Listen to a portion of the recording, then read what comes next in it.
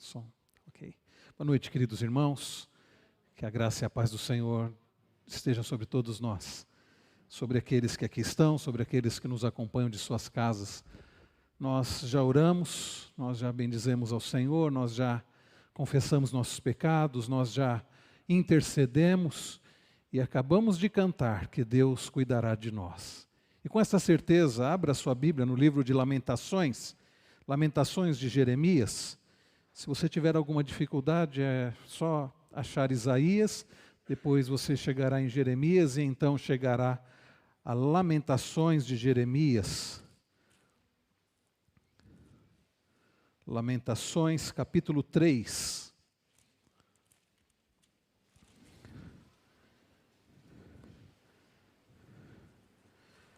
Lamentações, capítulo 3. Eu quero, queridos, ler a partir do verso de número 21. Lamentações 3, a partir do verso de número 21. Nós leremos até o verso 39. Eu peço que os irmãos acompanhem com atenção. É a palavra de Deus para a nossa vida. Não deixe que nada atrapalhe você de prestar atenção desde o momento da leitura. Então preste bastante atenção, acompanhe com fé, com interesse. A palavra de Deus para mim e para a sua vida que assim nos diz: quero trazer à memória o que me pode dar esperança. As misericórdias do Senhor são a causa de não sermos consumidos, porque as suas misericórdias não têm fim. Renovam-se cada manhã. Grande é a tua fidelidade. A minha porção é o Senhor, diz a minha alma. Portanto, esperarei nele. Bom é o Senhor para os que esperam por Ele, para a alma que o busca. Bom é aguardar a salvação do Senhor, isso em silêncio. Bom é para o homem suportar o jugo na sua mocidade. Assente-se solitário e fique em silêncio, porquanto esse jugo Deus pôs sobre ele. Põe a boca no pó, talvez ainda haja esperança. Dê a face ao que o fere, farte-se de afronta. O Senhor não rejeitará para sempre, pois ainda que entristeça alguém, usará de compaixão segundo a grandeza das suas misericórdias. Porque não aflige, nem entristece de bom grado os filhos dos homens. Pisar debaixo dos pés a todos os presos da terra. Perverter o direito do homem perante o Altíssimo. Subverter ao homem no seu pleito. Não veria o Senhor? Quem é aquele que diz, e assim acontece, quando o Senhor o não mande? Acaso não procede do Altíssimo tanto o mal como o bem? Por que, pois, se queixa o homem vivente? Queixe-se cada um dos seus próprios pecados. Até aqui vamos orar mais uma vez. Pai bendito, nós, ó Deus, cremos que este livro que acabamos de ler, esta passagem contida neste livro é a Tua palavra. Não é um livro qualquer. Por isso, ó Deus, na certeza de que esta é a palavra do Senhor, pedimos ao Senhor que o Senhor, ó Deus, nos instrua através dela. O mesmo Espírito Santo que inspirou aqueles que escreveram esta palavra, o mesmo Espírito que inspirou Jeremias, o teu profeta, a escrever estes versículos, agora nos ilumine, nos dando entendimento da tua palavra. Instrua o teu povo, anima o teu povo, nos faça esperar no Senhor, confiar no Senhor. Abençoa-nos, ó Deus, e fale a todos nós, em nome de Jesus. Amém. Semana do Natal foi essa que nós passamos. Eu não sei como foi a sua semana, talvez tenha sido corrida. Eu não sei se você agiu como a maioria dos brasileiros e deixou tudo para a última hora. Bem, eu estava no dia 24, na sexta-feira à tarde, num shopping, ainda comprando algumas lembrancinhas que faltavam para um momento em família. Eu não sei se assim foi com você. E me chamou a atenção no shopping, nós fomos num shopping ali em São Paulo, porque fomos até a casa dos meus sogros, e tem um shopping bem próximo ali na Vila Prudente, ali próximo à Moca. E naquele shopping, naquele dia 24 de dezembro à tarde, né, ainda bastante gente, eu pensei, eu acho que não vai ter ninguém. Não, bastante gente deixou para a última hora também. E eu vi ali uma figura que estava um pouco sumida nesses últimos tempos. A figura daqueles senhorzinhos que, nessa época do ano, Eles que são mais fortinhos, barba branca, eles aproveitam para ganhar um dinheirinho, se passando pela figura do bom velhinho, do Papai Noel. Mas uma coisa me chamou a atenção, diferente de anos anteriores. Aqueles senhores vestidos de Papai Noel, eles não pegavam mais, não estavam pegando as crianças no colo. Sim, há todo esse protocolo, né, de segurança sanitário. E havia uma poltrona ao lado da cadeira, ao lado do troninho ali do Papai Noel, ou da pessoa que se passava por Papai Noel, onde as crianças ficavam, a uma distância segura do bom velhinho. Mas a conversa era a mesma. Aquele senhor perguntava assim para as crianças que estavam ao seu lado, naquela distância segura: o que você quer ganhar de presente? Mas a outra pergunta que eles sempre fazem é: você se comportou bem esse ano? Você obedeceu o papai e a mamãe? Você se comportou bem? Se você se comportou bem, e em geral as crianças respondem sim, não sei se sendo sinceras ou não, elas dizem, ou achando que se comportaram, elas dizem sim, nos comportamos. E então aquele senhorzinho diz assim: então você merece ganhar o presente. E se essa pergunta fosse feita a você: você se comportou bem esse ano? Você obedeceu ao papai do céu? Você obedeceu a Deus? Eu acho que se formos como as crianças, achando que, mesmo desobedecendo aqui e ali, no geral fomos obedientes, vamos dizer sim, eu acho que sim.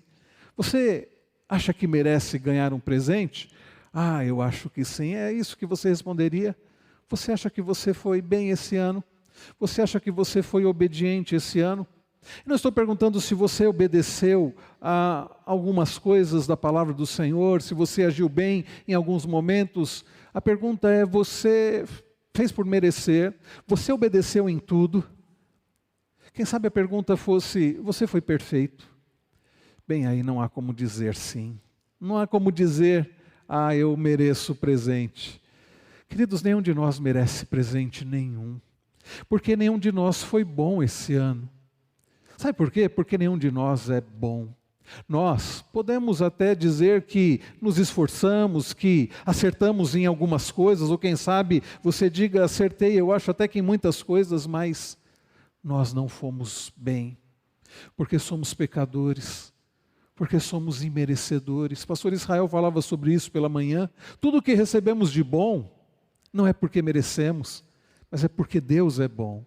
Queridos, ao chegar ao final de mais um ano, não podemos dizer que fomos bem, que fomos obedientes como deveríamos, que merecemos alguma coisa de bom. Ao chegar ao final de mais um ano, assim como foi no ano passado e no retrasado, e tem sido assim, nós chegamos com a conclusão de que falhamos, de que pecamos contra o Senhor, de que não o obedecemos, não o amamos como deveríamos. E, queridos, ao constatar isso, talvez a tristeza invada o nosso coração e fiquemos até sem esperança, porque não temos sido bons filhos, filhos tão amorosos e obedientes quanto deveríamos ser. Mas, queridos, nós, ao olharmos para este texto, nós aprendemos que é possível sim ter esperança, mesmo sendo nós pessoas que não sejam merecedoras de ganhar o presente. Mesmo nós, pessoas pecadoras, podemos ter esperança. Mesmo vivendo num mundo caído, quebrado como o nosso, mesmo experimentando situações difíceis e tristezas, como certamente todos nós experimentamos ao longo desse ano, mesmo experimentando a dor da perda, do luto, como nós temos experimentado nesses últimos tempos de forma tão intensa, mesmo, queridos, falhando, é possível sim ter esperança. Queridos, hoje nós aprenderemos que nossa esperança, nossa confiança tem que estar no Senhor, que é aquele que não nos trata como merecemos. Sabe por quê? Porque Ele é misericordioso, Ele não nos dá aquilo que nós merecemos. A nossa esperança, a nossa confiança tem que estar no Senhor, porque apesar da nossa infidelidade, Ele permanece fiel.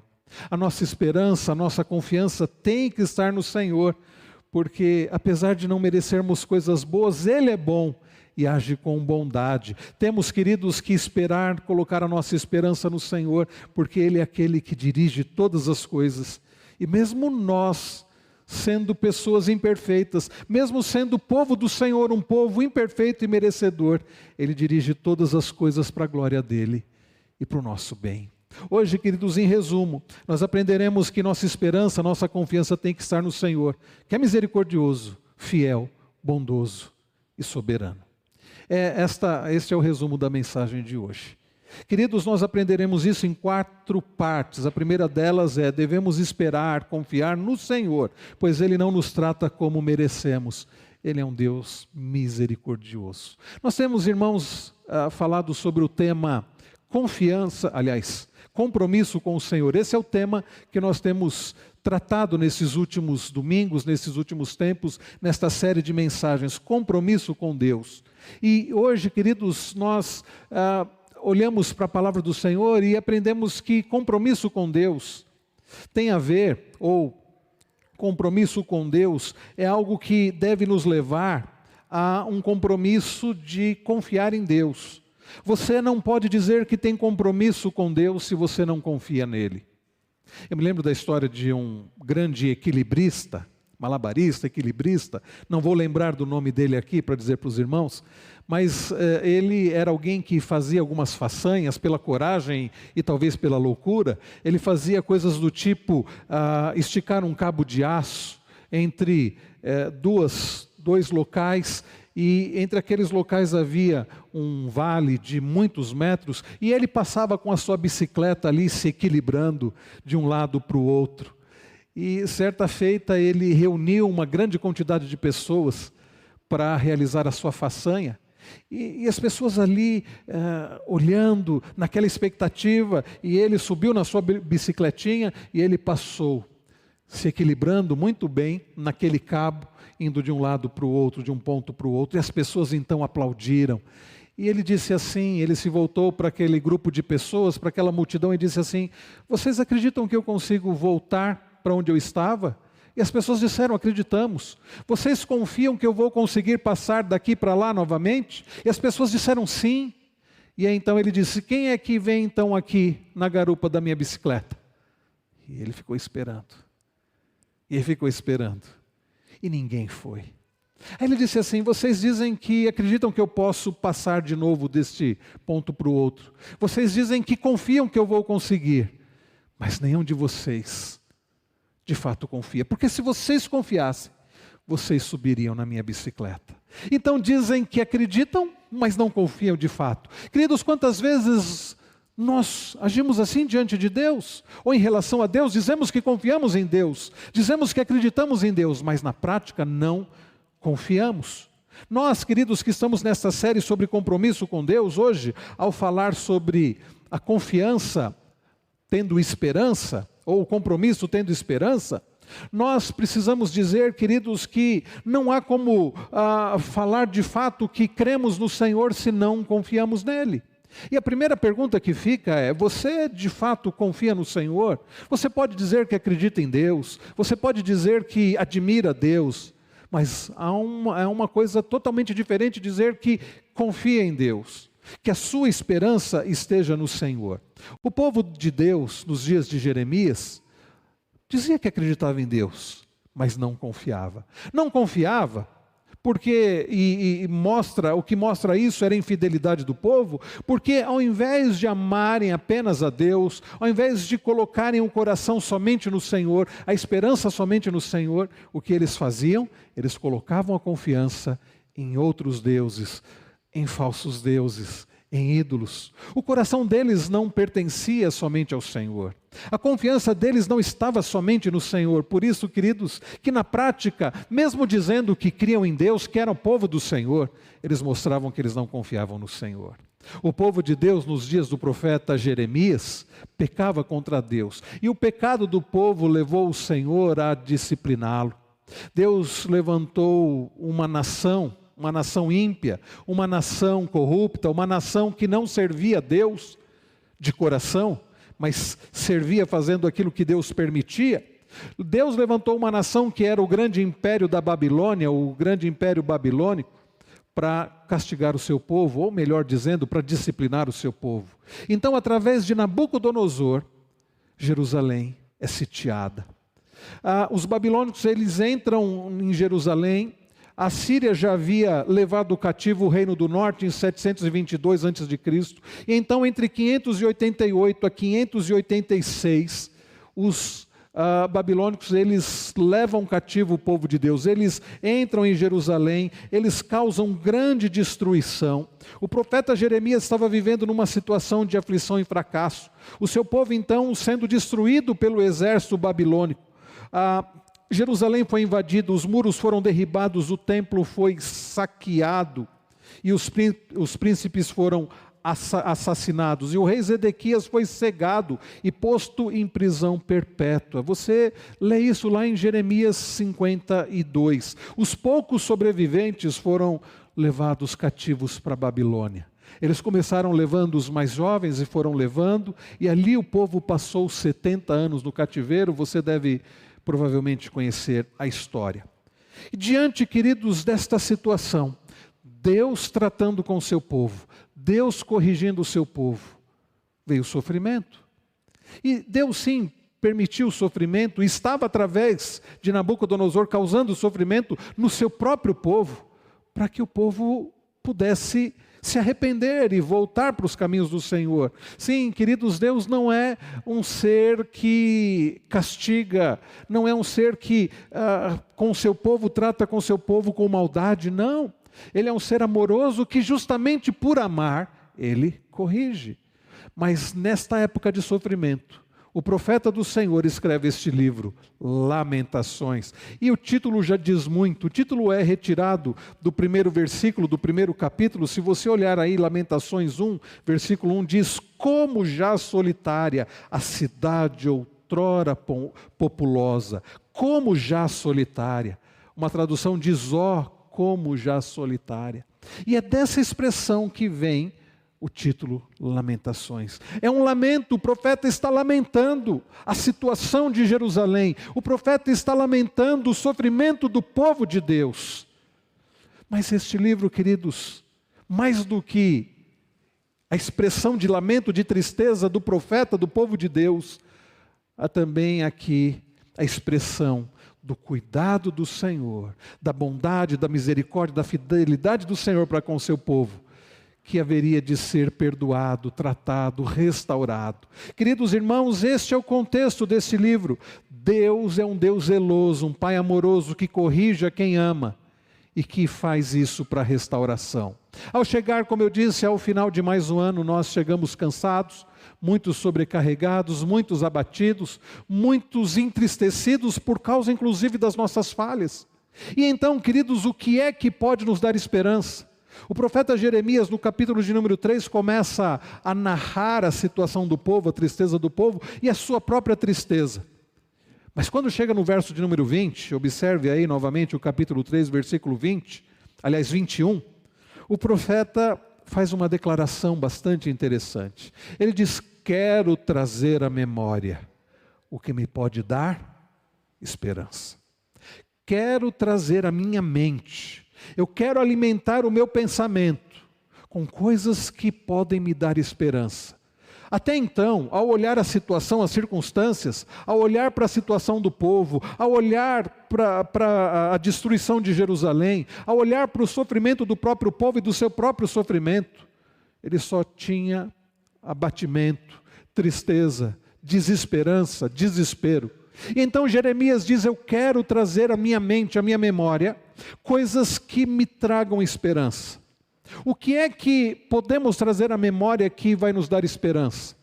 Trazer à memória, trazer um pensamento de que 2022 vai ser diferente de 2021.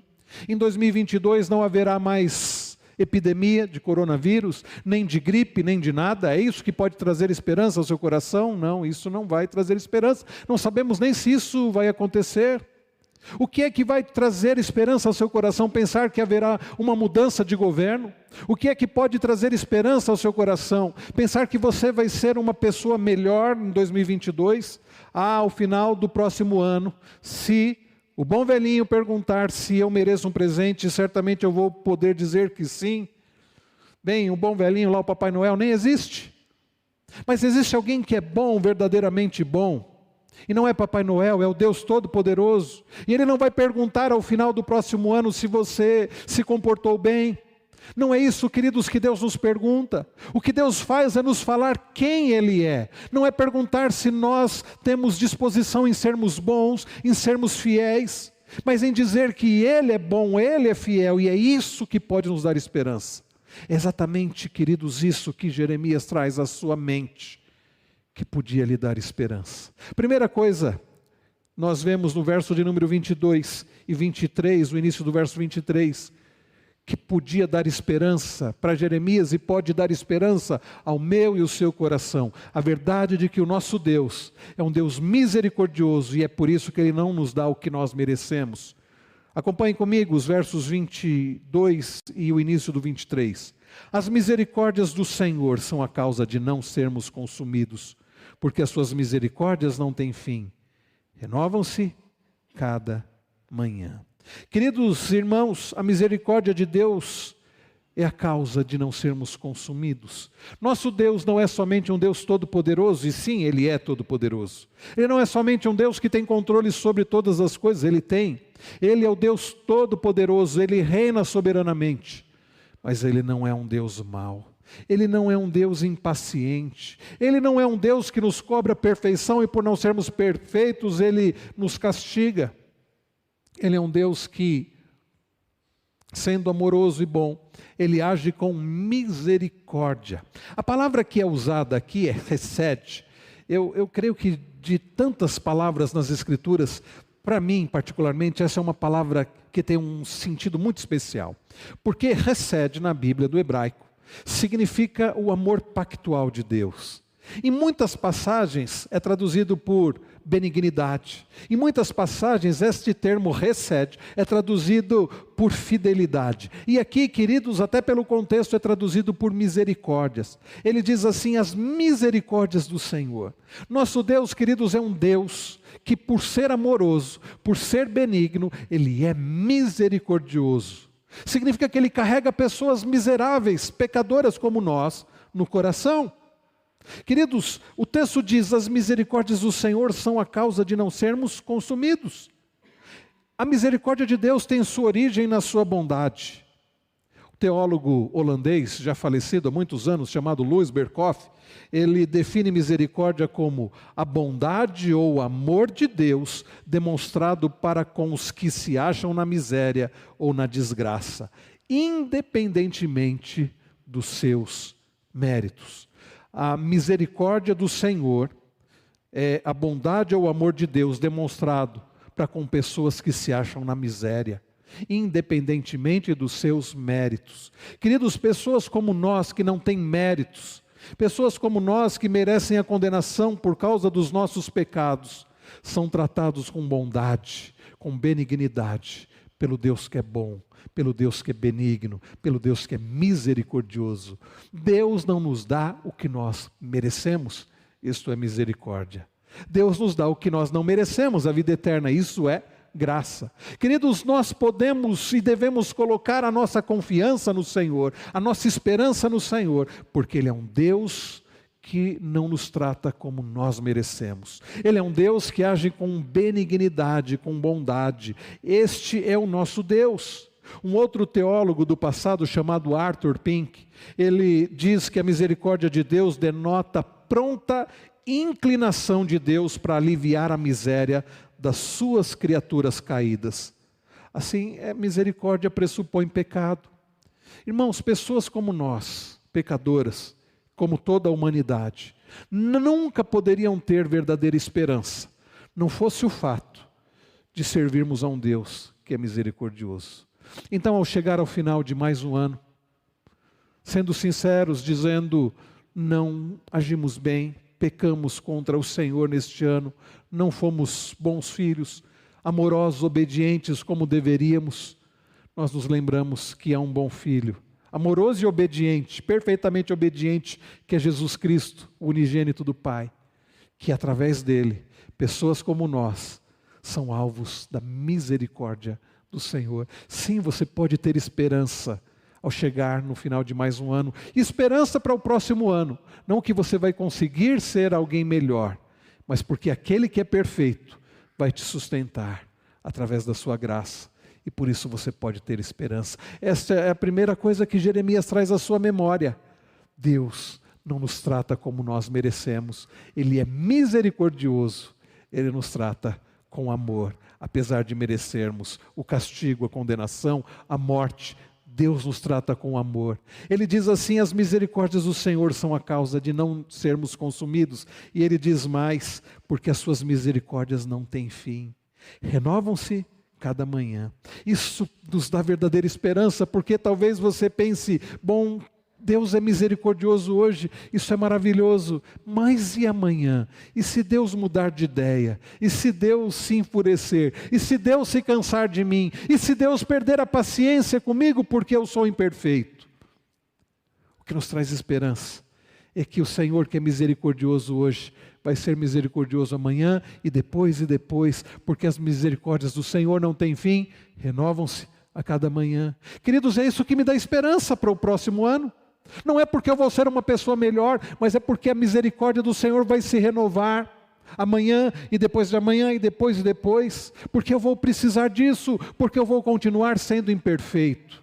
E até que o Senhor volte e nos restaure e que recebamos um corpo transformado em glória, nós vamos carecer da misericórdia do Senhor. E a boa notícia é que haverá misericórdia do Senhor suficiente, porque ela não tem fim, elas se renovam a cada manhã.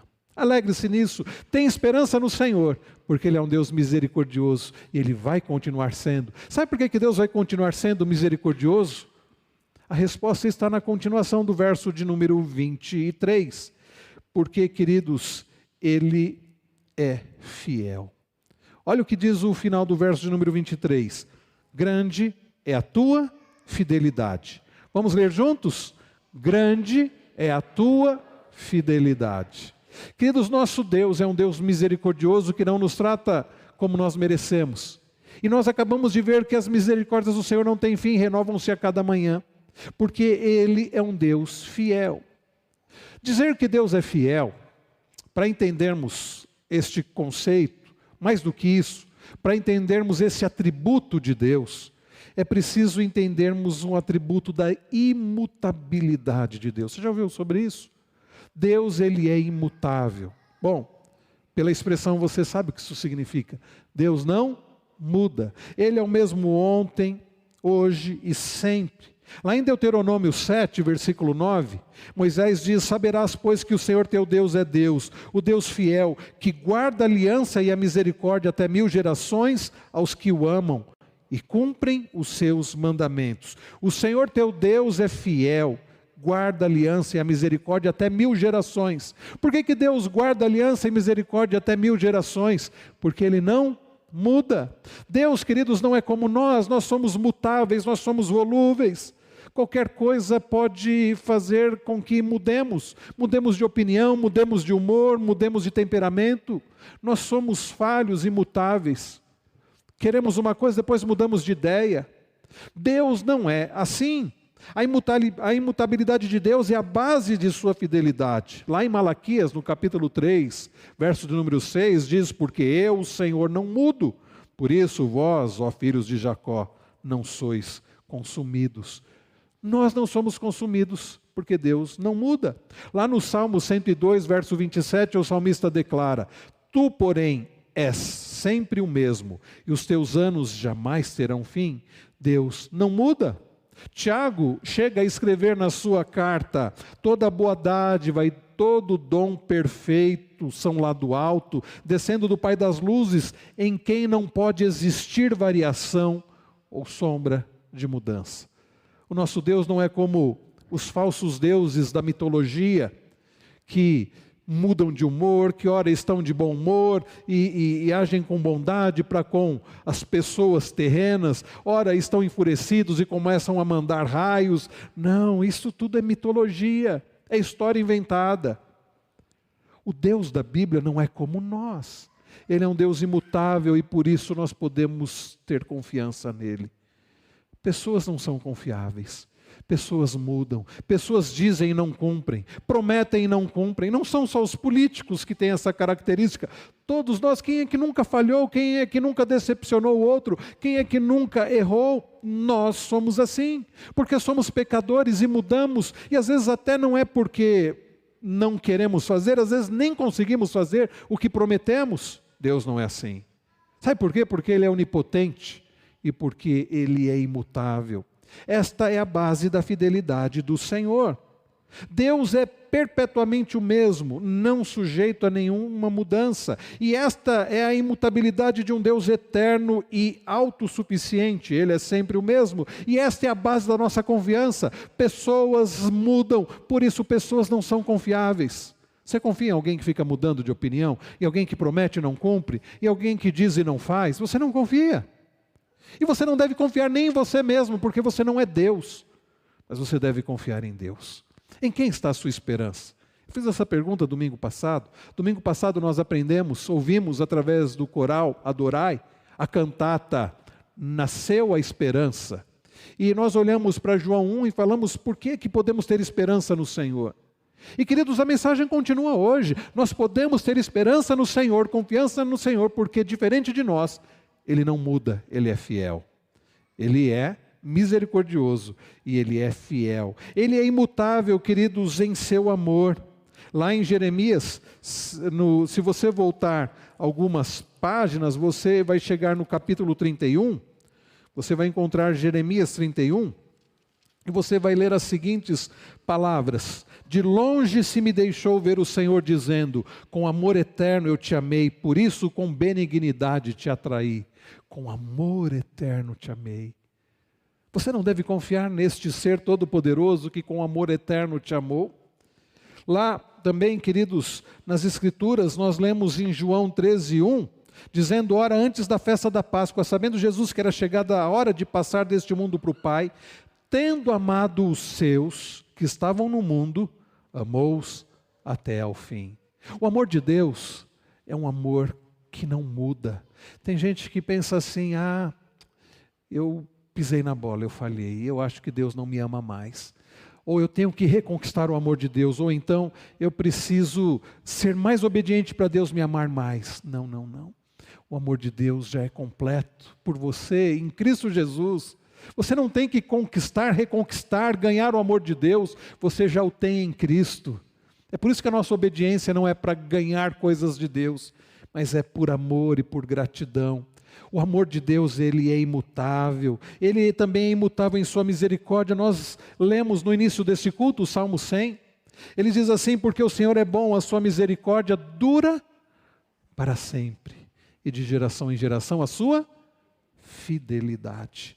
Queridos, assim é o nosso Deus. Você deve ter a sua esperança no Senhor, porque Ele é misericordioso, Ele não nos trata conforme nós merecemos, Ele é fiel, Ele não muda, Ele continua sendo fiel, Ele é fiel a Ele mesmo. Há um hino conhecido do nosso hinário, o hino 32, que diz, Tu és fiel, Senhor, ó Pai Celeste, Teus filhos sabem que não falharás, nunca mudaste, Tu nunca faltaste, tal como eras, Tu sempre serás.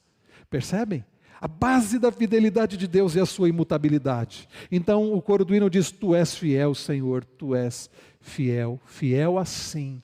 Ele é fiel a Ele mesmo, a sua promessa, a sua aliança. Por isso que nós somos abençoados, não é porque nós somos bons. Deus não fica olhando e dizendo assim, vamos ver se esse meu povo vai me obedecer para eu poder então ser um Deus deles, para agir com amor para com eles. Se eles não forem tão obedientes, não vou agir com amor não. Não, não é assim não. Ele age com amor porque Ele prometeu. Ele prometeu isso desde Abraão, quando Ele prometeu ser Deus de Abraão e da sua descendência. E nem Abraão e nenhum dos seus filhos e ninguém da sua posteridade foi bom, foi perfeito, foi obediente. Mas Deus continuou sendo bom. E Ele continua sendo bom. Ele continua sendo Deus. Queridos, nós devemos depositar toda a nossa confiança, ter toda a nossa esperança em Deus, porque Ele é misericordioso, porque Ele é fiel. Mas, em terceiro lugar, irmãos, nós devemos depositar toda a nossa confiança no Senhor, pois Ele, sendo bom, age com bondade para conosco. Verso de número 25, diz-nos assim, bom é o Senhor para os que esperam por Ele, para a alma que o busca. Bom é o Senhor. Irmãos queridos, nosso Deus é bom. Dizer que Deus é bom é muito diferente de dizer que fulano é bom, eu sou bom. Deus é perfeitamente bom. A bondade em Deus, que é um atributo de Deus, e é um dos atributos comunicáveis, Ele comunicou isso aos seres humanos, mas a bondade em Deus, ela é muito diferente da nossa. A bondade de Deus é perfeita. A bondade de Deus, diferente da nossa, que é comunicada dele a nós, é a bondade que faz parte do próprio ser de Deus, faz parte do caráter de Deus. Deus não é somente o maior de todos os seres, mas Ele é o melhor. Deus é originalmente bom em si mesmo. As criaturas podem ser boas, mas, como eu disse, a bondade em nós, ela é comunicada de Deus, vem de Deus. Agora, como Deus é imutável, a sua bondade não muda, e a sua bondade faz parte da sua própria essência. Desde quando Deus é bom? Desde sempre. Isso faz parte da essência de Deus. A bondade não faz parte da nossa essência. A maldade sim.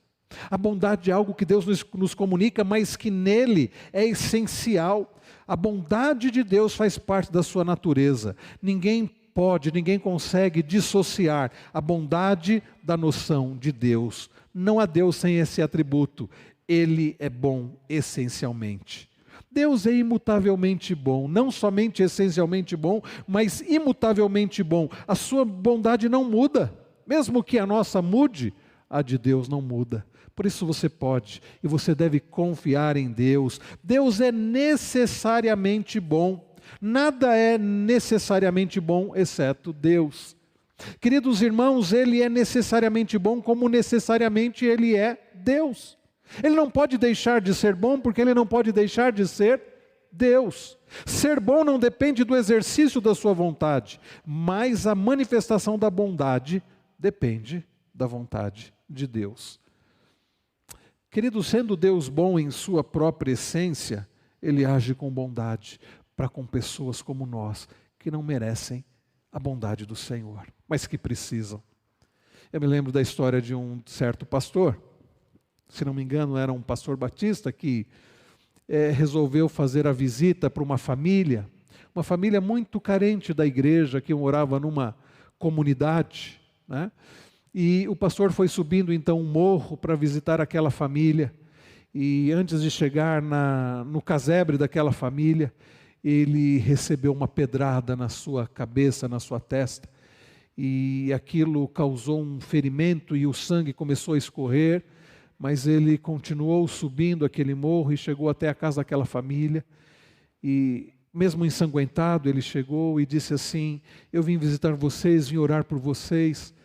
E o pai daquela família disse assim: pastor, se o senhor soubesse quem atirou essa pedra, o senhor nem entraria nessa casa. Aquele pai disse: quem atirou essa pedra foi o meu filho. Então, ele não merece, nós não merecemos ouvir da palavra de Deus, nós não merecemos ter o Senhor aqui.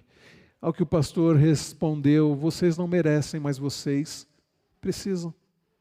Vocês não merecem, mas vocês precisam. Então aquele pastor, de forma amorosa, pregou, orou por eles, mas esta frase ficou na minha mente: vocês não merecem, mas vocês precisam. Assim, queridos, é a bondade de Deus para conosco. Nenhum de nós merece a bondade de Deus, mas nós precisamos. Não fosse Deus agir com bondade, com benignidade, nos dando coisas boas, agindo de forma benigna para conosco, nós estaríamos perdidos, porque nenhum de nós merece nada de bom. O salmista no Salmo 107, verso 8 diz: rendam graças ao Senhor por sua bondade e por suas maravilhas para com os filhos dos homens. Também o salmista no Salmo de número 119, no verso 68, diz: tu és bom e fazes o bem, ensina-nos os teus decretos. Tu és bom e fazes o bem. Também no livro dos Salmos, no Salmo 145, verso 7, nós lemos: divulgarão a memória de tua muita bondade e com júbilo celebrarão a tua justiça. Divulgarão a memória da tua muita bondade. Ah, irmãos, há motivos para esperança, há motivos para confiança, mesmo sendo nós pessoas imperfeitas, mesmo tendo sido esse um ano difícil e sem saber como será 2022.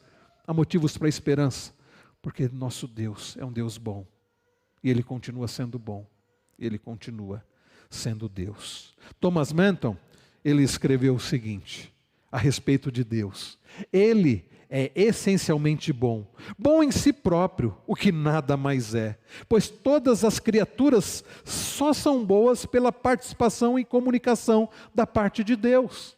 Ele, Deus, é essencialmente bom, não somente bom, mas é a própria bondade. Na criatura, a bondade é uma qualidade, é a própria bondade. Aliás, a bondade é uma qualidade acrescentada. Em Deus é essência. E ele continua, Ele é infinitamente bom. Na criatura a bondade é uma gota apenas, mas em Deus há um oceano infinito, ou um infinito ajuntamento de bondade. Ele, Deus, é eterna e imutavelmente bom, porquanto Ele não pode ser menos bom do que é, como não se pode fazer nenhum acréscimo a Ele, assim também não se lhe pode fazer nenhuma subtração. A bondade, queridos, de Deus é o sustentáculo da nossa confiança, é a base da nossa confiança. Você pode confiar, você pode descansar, você pode crer, você pode esperar em Deus, porque Ele é bom e nada vai mudar isso, nem mesmo o nosso pecado, nem mesmo a nossa desobediência. Eu não quero dizer com isso que está tudo bem você viver de qualquer jeito, Deus é bonzinho e Ele vai passar a mão na sua cabeça, nada disso. A Bíblia não diz que Deus é bonzinho, a Bíblia diz que Deus é bom. Ainda que o nosso pecado não possa mudar isso, a Bíblia diz que devemos ser santos, porque Ele corrige a quem ama. Prova disso, o que o povo estava passando nos dias de Jeremias, o cativeiro na Babilônia, o sofrimento por causa do pecado. Deus é bom, mas não brinque com Deus. Não brinque com Deus, porque Ele não é bonzinho. Ele não é uma espécie de Papai Noel. Ele não é o bom velhinho que diz, você não obedeceu tanto, mas você vai ganhar um presente. Ele é um Deus bom, Ele é um Deus justo. Ele não vai deixar de agir com bondade por causa do seu pecado, mas Ele vai corrigir se necessário, porque Ele te ama, porque Ele é o nosso Deus. Um dos versículos que eu tenho carregado na minha mente, trazido à minha memória, e isso quase que diariamente, são as palavras do profeta Naum, no capítulo 1, verso 7. O Senhor é bom, é fortaleza no dia da angústia, e conhece os que nele se refugiam.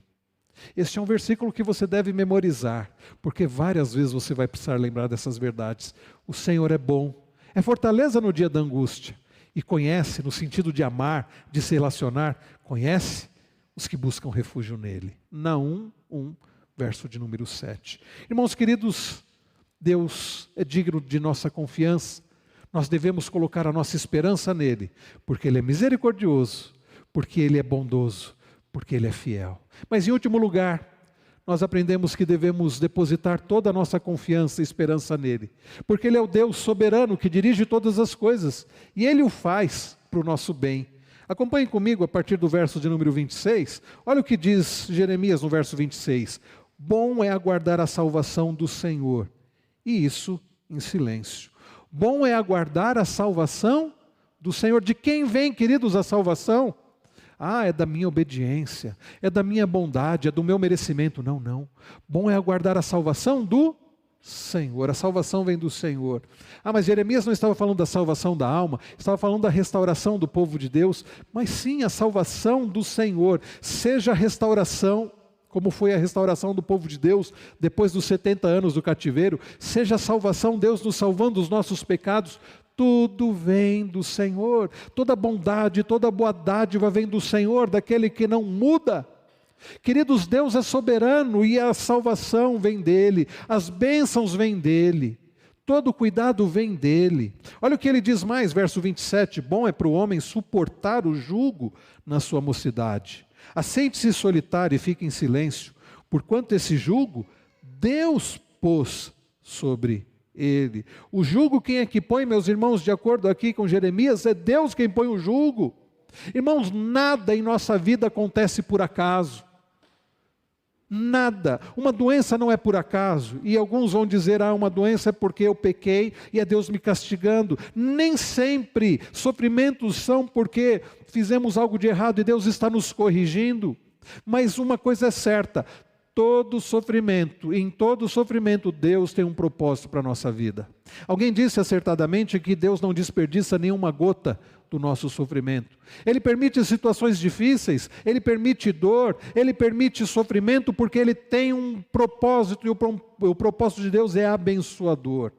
Você conhece certamente a história de José do Egito, o que aquele homem passou, e nada foi por acaso, nada foi senão a providência de Deus, Deus permitindo situações, porque Ele tinha um propósito maior, um propósito redentivo. Você certamente conhece a história de Jó, e Jó não conhecia o propósito, Jó não conhecia o capítulo 42 do seu livro, mas nós conhecemos. Deus, em tudo que Ele permitiu na vida daquele homem, tinha um propósito, e não era uma mera aposta com Satanás, era para que Jó o conhecesse de fato e de verdade. Eu te conhecia só de ouvir, diz Jó no final do seu livro, mas agora os meus olhos te veem. Queridos, Deus em sua soberania permite o jugo sobre os nossos ombros, para que nós possamos crescer, para que possamos enxergar, para que possamos aprender. Seja qual for o motivo que Deus permite o sofrimento, Ele tem um propósito abençoador. Olhe comigo o que diz Jeremias a partir do verso 31. O Senhor não rejeitará para sempre, pois ainda que entristeça alguém, usará de compaixão segundo a grandeza das suas misericórdias, porque não aflige nem entristece de bom grado os filhos dos homens. Não aflige nem entristece de bom grado os filhos dos homens. Por que Deus por vezes aflige e entristece? Não é porque Ele tem prazer nisso, porque Ele tem um propósito abençoador nisso. Quando nós olhamos, queridos, na continuação do versículo, ele diz assim: pisar debaixo dos pés a todos os presos da terra, perverter o direito do homem perante o Altíssimo. Olha como ele se refere a Deus, Altíssimo. Subverter o homem no seu pleito, não veria o Senhor. Sabe, irmãos, talvez estejamos passando por situações inclusive de injustiça. Não perca de vista o seguinte: Deus está vendo tudo, o Altíssimo sabe tudo que nós passamos. Você não precisa ficar querendo se vingar, você não precisa cair em autocomiseração. Há um justo juiz que vê tudo e que permite tudo segundo os seus propósitos. O Jeremias diz no verso 37, quem é aquele que diz, e assim acontece, quando o Senhor o não mande? O que significa que ninguém pode fazer nada sem a permissão de Deus. Quem é aquele que diz, eu vou fazer isso e aquilo, se Deus não permitir? Acaso não procede do Altíssimo, verso 38, tanto o mal como o bem? Por isso, por que, pois, se queixa o homem vivente? Queixe-se cada um dos seus próprios pecados. Irmãos, tanto o mal quanto o bem, tanto o sofrimento como situações agradáveis vêm do Senhor. Mas sabe o que faz diferença? É saber que tanto o mal quanto o bem, tanto o sofrimento, as dificuldades quanto a bonança, vem do Senhor. E tudo Deus tem um propósito abençoador para o seu povo. Tanto o mal quanto o bem. Porque mal aqui não significa maldade de Deus, mas significa o bom Deus, o perfeito e santo Deus, permitindo inclusive o mal, como Ele permitiu Nabucodonosor e a Babilônia afligir o seu próprio povo, mas por um propósito abençoador, a correção, a restauração do seu povo. Saiba disso, você pode esperar no Senhor e confiar nele, porque tudo vem dele, e mesmo o sofrimento que Ele permite para um bom propósito para a sua vida. Ele te ama, Ele quer o seu bem, Ele sabe aquilo que você precisa, e às vezes o sofrimento vai ser necessário para o seu bem. Você confia nisso? Se você crê que Deus é soberano, que de fato Ele te ama, você pode descansar nele, você pode esperar nele, você pode confiar nele de todo o seu coração. Ele é soberano, Ele está no controle de todas as coisas, então descanse no Senhor. Eu quero, queridos, terminar convidando você a olhar agora para o capítulo 5. Eu quero terminar com esta oração que nós encontramos no capítulo de número 5. Lamentações, capítulo 5. Olha só o que diz a partir do verso de número 19. Olha como o profeta termina o seu livro. Tu, Senhor, reinas eternamente. O teu trono subsiste de geração em geração. Olha a declaração da soberania de Deus. Por que te esquecerias de nós para sempre? Por que nos desampararias por tanto tempo? Converte-nos a ti, Senhor, e seremos convertidos. Renova os nossos dias como dantes. Eu creio que é esta oração que nós precisamos fazer. Converte-nos a Ti, Senhor, e seremos convertidos. Renova os nossos dias, como dantes. Nosso Deus, queridos irmãos, é o Deus soberano. É o Deus fiel, é o Deus bondoso, é o Deus misericordioso. Nós podemos sim ter esperança nele. Eu não sei se os irmãos prestaram atenção no que nós cantamos. O primeiro cântico que nós cantamos, eu não sei se é possível, os irmãos estão aí em cima, projetar o slide do cântico Tudo em Nós. O cântico começa dizendo assim: rocha firme, fundamento. Sabem o que é isso? Essa declaração, o Senhor é a nossa rocha, é o nosso fundamento. É esse. Rocha firme, fundamento, Tu és fiel. Até quando? Até o fim. Esperamos em Ti, Jesus. Creio em Ti, és tudo em nós. Você entendeu a mensagem dessa noite? Que você deve depositar toda a sua confiança, toda a esperança no Senhor. E que você tem motivos para isso. Ele é fiel, Ele é misericordioso, Ele é bondoso, Ele dirige todas as coisas para o nosso bem. Você entendeu isso? Se você entendeu isso, eu quero convidar a você, se você puder, para ficar em pé e agora cantar novamente esse cântico. Mas cantar com esta certeza. Com a certeza, queridos, que não é de que o próximo ano vai ser um ano perfeito, mas que no próximo ano Deus vai continuar sendo misericordioso, bondoso, fiel, e Ele continuará dirigindo todas as coisas, até o dia em que o fim chegar, e que estaremos para sempre com Ele, como também nos diz esse cântico. Cante com esperança no Senhor, cante com alegria no Senhor.